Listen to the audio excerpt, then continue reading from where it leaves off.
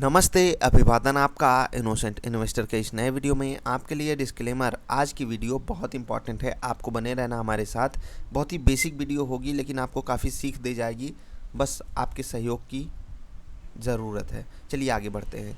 मैं आगे बढ़ने से पहले दो बातें करूंगा आपसे, एक करूंगा फंडामेंटल, एक करूंगा टेक्निकल। दोनों बातें आपको पता होनी चाहिए। अगर इससे भी बेसिक आपको जानना है तो बताइएगा, मैं कुछ अलग करूंगा।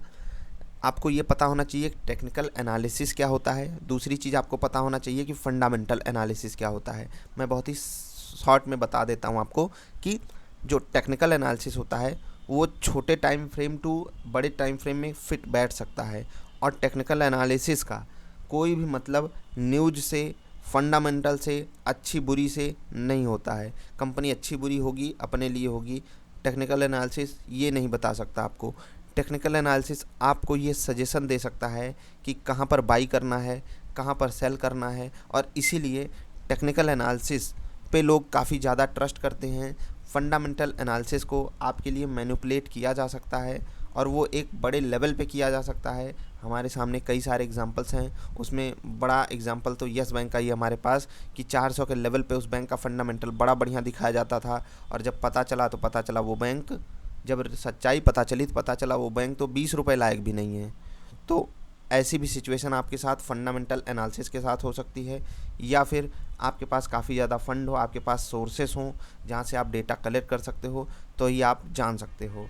अब बात दूसरी आती है कि तो फिर क्या फंडामेंटल एनालिसिस करने का कोई तर्क नहीं बनता? जी नहीं, बिल्कुल बनता है। मैं आपसे कहता हूँ फंडामेंटल एनालिसिस आपको धोखा दे सकती है, लेकिन वो हर स्टॉक में नहीं देगी। मैं इसीलिए आपसे पोर्टफोलियो बनाने की बात करता हूँ। उस पोर्टफोलियो में आपको 8, 10, 15, 20, 25 जिस हिसाब से आप रिस्क ले सकते हो उतना ही कम ज़्यादा स्टॉक्स आपको रखने चाहिए, ठीक। अब फंडामेंटल एनालिसिस में आपको कुछ मतलब अगर देखना नहीं आता तो मैं हो सकेगा उस पर भी एक अलग वीडियो बनाऊंगा, क्या चीज़ें होती हैं फंडामेंटल एनालिसिस में देखने वाली। लेकिन आपको बेसिक चीज़ें ये देखनी है, कंपनी काम क्या करती है, उसके प्रोडक्ट्स क्या हैं, प्रोडक्ट्स को यूज़ कौन करता है, यूज़ करने वाला उनको रिव्यू क्या दे रहा है, ठीक। उसके बाद उनके स्टॉक की परफॉर्मेंस आपको देखनी है, आने वाले समय में उस बिज़नेस का स्कोप क्या है, ये सब आपको देखना होता है, और फिर आपको उस कंपनी में पैसा लगाना होता है। अब जब पैसा लगाना होता है तो ऐसा तो है नहीं जब हमको कोई अच्छी कंपनी मिल गई तो हम किसी भी रेट पे पैसा लगा दें। अब पैसा कहाँ लगाना है उसके लिए आपको ज़रूरत पड़ती है टेक्निकल इंडिकेटर्स की, टेक्निकल एनालिसिस की। इसीलिए मैं आपसे कहता हूँ आप फंडामेंटल एनालिसिस कर सको या ना कर सको, आपको टेक्निकल एनालिसिस ज़रूर आना चाहिए। और जितनी गहन आपकी साधना टेक्निकल एनालिसिस में होगी उतना बेहतरीन आप बनते चले जाओगे। और एक चीज़ मैं अब यहाँ आपसे कहता हूँ कि टेक्निकल एनालिसिस भले न्यूज पे काम नहीं करता, न्यूज़ आपको बता नहीं सकता या कौन सी न्यूज़ क्या करेगी, ये सब चीज़ें आपको नहीं बता सकता, क्योंकि यहाँ पर इन सब चीज़ों से मतलब ही नहीं होता है रिजल्ट का क्या इससे उससे। लेकिन टेक्निकल एनालिसिस आपको एक मतलब अलार्म दे देता है, मतलब पहले ही आपको चेतावनी दे देता है। और वो चेतावनी टेक्निकल एनालिसिस कहाँ से लाता है मैं आपको समझाता हूँ। देखो, जब किसी स्टॉक में कोई बड़ा इवेंट होने वाला होता है, जैसे कि उस स्टॉक में कोई बुरी न्यूज़ आने वाली है, तो आपको ये चीज़ विश्वास हो ना हो आप नीचे कमेंट करके बताना आप इस चीज़ से एग्री करते हो या नहीं। तुरंत कमेंट करना कि बड़ी कंपनियों की जो न्यूज़ होती है, जैसे बुरी न्यूज़ आनी होगी, वो पहले ही कुछ लोगों को पता चल जाती है, जो 8, 10, 15, 20, 25 जिनके बड़े सोर्सेस हैं, जिनके पास बड़ा फंड है।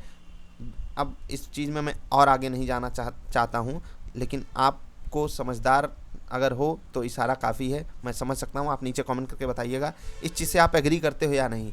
जैसे कि जब कोरोना काल आने वाला था तो मीडिया में ऐसा कुछ बताया नहीं जा रहा था, वर्ल्ड लेवल पे दिक्कतें चालू हो चुकी थी, इंडिया में अभी कुछ हुआ नहीं था, और फिर भी हम इतनी बड़ी गिरावट झेल गए। इसका इम्पैक्ट आप कहाँ पर देखोगे मैं आपको समझा दूंगा अभी वीडियो में जाते जाते, लेकिन मैं आपसे जो कह रहा था उस पर वापस आता हूँ कि जब भी कोई बुरी न्यूज़ आनी होती है किसी स्टॉक में, मैं एक स्टॉक का एग्जांपल आपके सामने ले लेता हूँ, इंडसइंड बैंक, ठीक। ये स्टॉक जब एक बार 2000 टच किया था, ठीक, यहाँ पर जो सेलिंग प्रेशर आया था, ठीक है, यहाँ पर जो सेलिंग प्रेशर आया था वो इतना भयावह नहीं था, ठीक। और अगर इस चीज़ को आप निकाल दें यहाँ से मतलब ये कोरोना काल वाली चीज़ अगर हटा दें आप, ठीक, आपको पता चल जाएगा कोरोना में क्या हुआ। यहाँ पर आपको दिखेगा कोरोना में क्या हाल हो गया।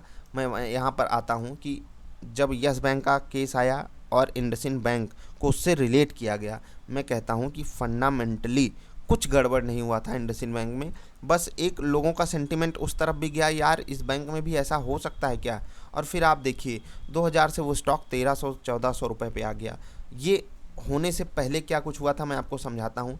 यहाँ आपको गिरावट दिख रही है, यहाँ आपको गिरावट दिख रही है, यहाँ आपको गिरावट दिख रही है, और ये जो सेल ऑफ आया है, यहाँ बड़े प्लेयर्स ने बड़े तगड़े से माल निकाला है और इसके बाद रेट वापस नहीं जा पाया। और ये अधिकतर स्टॉक्स के साथ होता है जिनमें कुछ तबाही आने वाली होती है। और तबाही आप देखिए यार, 2000 से 1700 हो जाना और 1700 से 1300-1350 हो जाना, दोनों में आप फ़र्क देखिए कि बड़े प्लेयर्स यहाँ पर मतलब हर हाल में वो यहाँ पर एग्जिट कर लिए।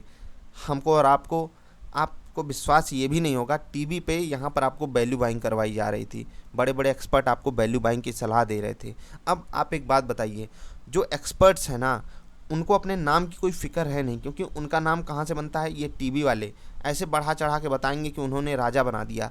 भैया मैं भी जाके टीवी पे एक्सपर्ट बन जाऊँ, आप भी जाके टीवी पे एक्सपर्ट बन जाओ, आंख बंद कर लो, कोई भी स्टॉक आए बोलो बाई, दूसरा स्टॉक आए बोलो सेल, फिर तीसरा स्टॉक आए बोलो बाई, फिर चौथा स्टॉक आए बोलो सेल। मैं इतनी गारंटी तो कोई भी ले लेगा यार। 10th क्लास का बच्चा आजकल प्रोबेबिलिटी पढ़ता है, तो वहाँ पर आपको क्या बताया जाता है कि मतलब आप बाज़ार का ही सेंस ले लीजिए, दो में से एक बार आपको सही होना है। या तो आप बाई बोलोगे, स्टॉक दो ही तरफ तो जाता है, या तो बाई जाएगा या तो सेल जाएगा। आप एक जगह सही हो जाओगे और उसी सही चीज़ को इतना बखान करके दिखा दिया जाएगा, आपको लगेगा यार ये तो बहुत बड़ा एक्सपर्ट बन गया है, लेकिन वो सच्चाई में उसको कुछ नहीं पता है। वो पैसा खाकर आपको फंसाता है स्टॉक्स में। वो कह देगा भैया हमने स्टॉप लॉस भी बताया था, जबकि वो ये भूल जाएगा कि मैंने वैल्यू बाइंग की बात की थी। और जब भी किसी स्टॉक को आपको वैल्यू बाइंग के लिए कहा जाए, उस स्टॉक में आपको स्टॉप लॉस नहीं होता है। ये एक मतलब नॉर्मल इन्वेस्टिंग का फंडा है। आप बड़े बड़े इन्वेस्टर्स को सुनेंगे, वहाँ पर ये बातें आती हैं। कब तक? अनटिल एंड अनलेस कि उस स्टॉक में कोई बुरी न्यूज़ आ जाए, कुछ गवर्नमेंट की घटिया पॉलिसी आ जाए उस स्टॉक के खिलाफ, ये सारी बातें होती हैं। अब मैं वापस आता हूँ निफ्टी के चार्ट पर। आपको मैं जो समझा रहा था, इस गिरावट से पहले जो कोरोना काल वाली चीज़ थी, ये बाज़ार ने कैसे पहले ही प्रिडिक्ट कर लिया। आप सोचोगे इसको, हम यहाँ पर बेच ही नहीं पाए, क्यों? क्योंकि हम सोच रहे थे यार ये बाज़ार गिर क्यों रही है।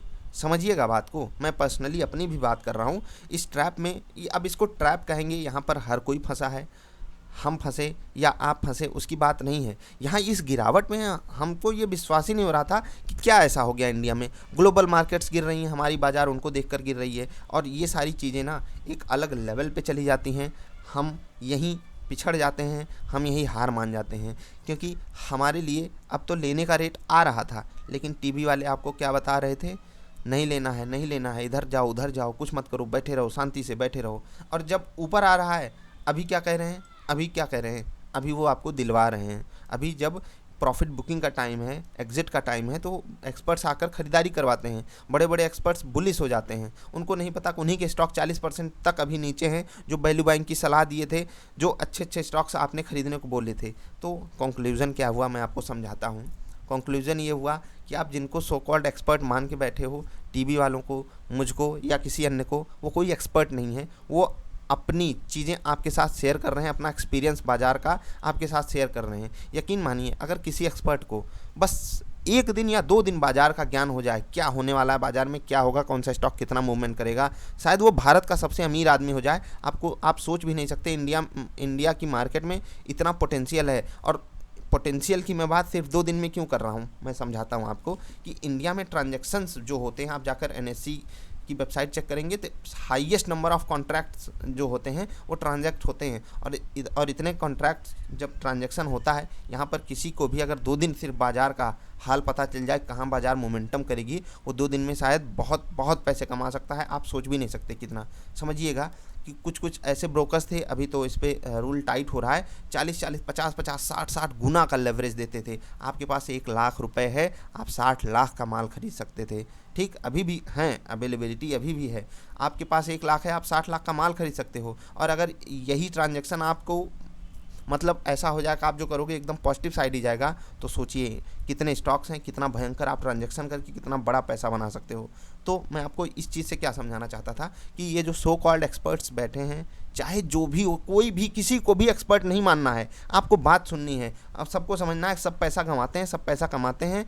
कौन कितने अच्छे तरीके से अपनी सिचुएशन को टैकल करके इस बाज़ार में पैसा कमा रहा है, आपको उससे सीख लेनी है, उसकी चीज़ों को अपने ऊपर इम्प्लीमेंट नहीं करना है। मैं आपको जो भी चीज़ समझा रहा हूँ अपने एक्सपीरियंस से समझा रहा हूँ। अगर आप नहीं समझना चाहते तो देखो, सिखाना मेरा काम है, मैं कोशिश करूँगा आपको अच्छी से अच्छी चीज़ें सिखा पाऊँ, लेकिन इम्प्लीमेंट करना वो आपके ऊपर है। आप कैसे चीज़ों को इम्प्लीमेंट करके पैसा कमाते हो, ठीक। कहाँ ख़रीदारी करनी है, कहाँ बिकवाली करनी है, ये आपकी समझ पे डिपेंड करता है। मैंने आपको टेक्निकल इंडिकेटर्स बताए हैं। अब ये वीडियो देख करके आपको जाकर देखना है मेरी बॉलिंजर बैंड वाली वीडियो, मैं आई बटन पे दे रहा हूँ। ये वीडियो फिनिश हो रही है, उसको देखिएगा, आपको पता चलेगा स्टॉक को कब लेना चाहिए, कौन से स्टॉक्स लेने चाहिए। मैं अच्छे स्टॉक्स की एक लिस्ट बनाकर आपको दे भी सकता हूँ। मेरा पोर्टफोलियो वाली आप वीडियो भी देख सकते हो, तो उसमें आपको कई सारी बातें पता चलेंगी। स्टॉक्स अच्छे चूज़ कर लो, बॉलिंजर बैंड वाली वीडियो देखो, कब खरीदना है। तो आप किसी बड़े बड़े एक्सपर्ट के कहने में ऐसा नहीं होगा कि यहाँ पर आप खरीदने आए हो और यहाँ पर आपको कुछ लेना ही नहीं है। ये वाला पागलपन आप नहीं करोगे, इतना मैं आपको गारंटी के साथ कह सकता हूँ। और ये जो 95% लोग पैसा कमाते हैं, आप उनसे तुरंत आगे निकल जाओगे बिना किसी दिक्कत के, इतना मैं आपसे वादा कर सकता हूँ। बस आपको क्या करना है, थोड़ा स्मार्ट तरीके से अच्छा सोचना चालू कर देना है। तो बस यार, अभी के लिए इतना ही। मिलेंगे फिर से किसी अच्छी वाली वीडियोज़ में, तब तक के लिए हंसते खेलते रहिए यार। वीडियो देखने के लिए आपका बहुत बहुत आभार, धन्यवाद।